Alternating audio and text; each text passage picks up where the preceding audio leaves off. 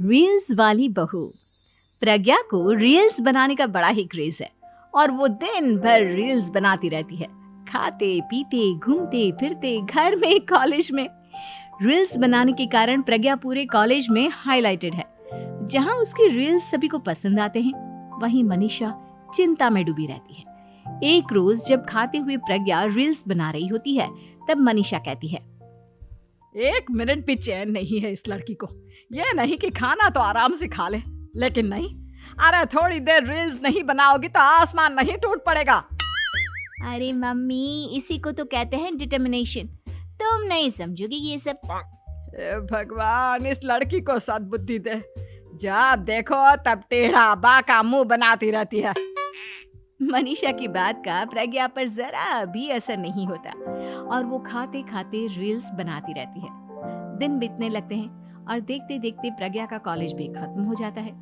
आए दिन कोई ना कोई मनीषा को प्रज्ञा की शादी करवाने का सुझाव दे जाता है।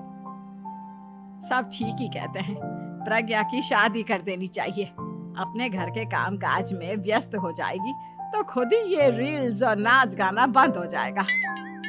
मनीषा और प्रेम प्रज्ञा के लिए एक अच्छा लड़का ढूंढने लगते हैं और तभी विकी का रिश्ता प्रज्ञा के लिए आता है, जिसने प्रज्ञा को उसकी रील्स देखकर पसंद कर लिया था। अगले दिन विकी अपने माता पिता के साथ प्रज्ञा के घर पहुंच जाता है और प्रज्ञा साड़ी पहने हाथों में चाय की ट्रे लिए उनके सामने आती है। जब विकी को पसंद है तो हमें भी बहू पसंद है। बहन जी, आप बारात की तैयारी कीजिए। एक बार लड़का लड़की अकेले में बात कर ले तो अच्छा रहेगा। हाँ हाँ, क्यों नहीं। मनीषा विकी को प्रज्ञा के कमरे में भेजती है, जहां प्रज्ञा पहले से ही रील्स बना रही होती है। तभी विकी कहता है, आ गए आपके साजन जी। हमारे साथ ये रील्स कंप्लीट करती तो और भी अच्छा रहता। अच्छा जी, अब आ ही गए हैं तो बना ही लेती हूँ आपके साथ। दोनों मिलकर रील्स बनाते हैं। जब वी मीट और तुरंत पोस्ट भी कर देते हैं। फिर विकी कहता है, जब आप साड़ी में चाय लेकर आए तब मुझे लगा कि कहीं मैं गलत घर में तो नहीं आ गया। अब सही है। दोनों की शादी पक्की हो जाती है और शादी के दिन भी प्रज्ञा रील्स बनाने से चूकती नहीं। यहाँ तक कि बारात के समय भी नाचते हुए रील्स बनाती है। सभी लोग प्रज्ञा की तारीफ के पुल बांध देते हैं और प्रज्ञा नाचती गाती अपने ससुराल चली जाती है। सब कुछ अच्छा चल रहा होता है। प्रज्ञा यहाँ भी दिन भर हर चीज की रील्स बनाती रहती है। लेकिन कुछ दिनों के बाद जब सुनीता कहती है, बहू, ये रील्स के साथ साथ कुछ काम भी कर लिया करो। वैसे तुझे और क्या क्या बनाना आता है?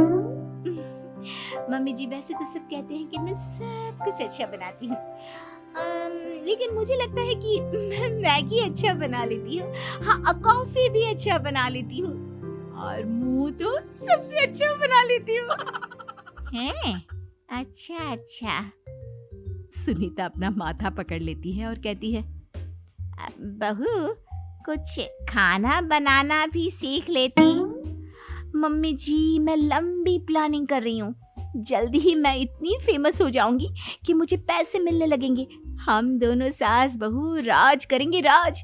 नौकर काम करेंगे और लोगों की तो लाइन लगेगी हमसे मिलने के लिए। तेरा दिमाग खराब हो गया है क्या बहू? हंसी मजाक तक ठीक है, लेकिन इस तरह घर नहीं चलते। जितना जल्दी हो इस घर के तौर तरीकों को सीख लो।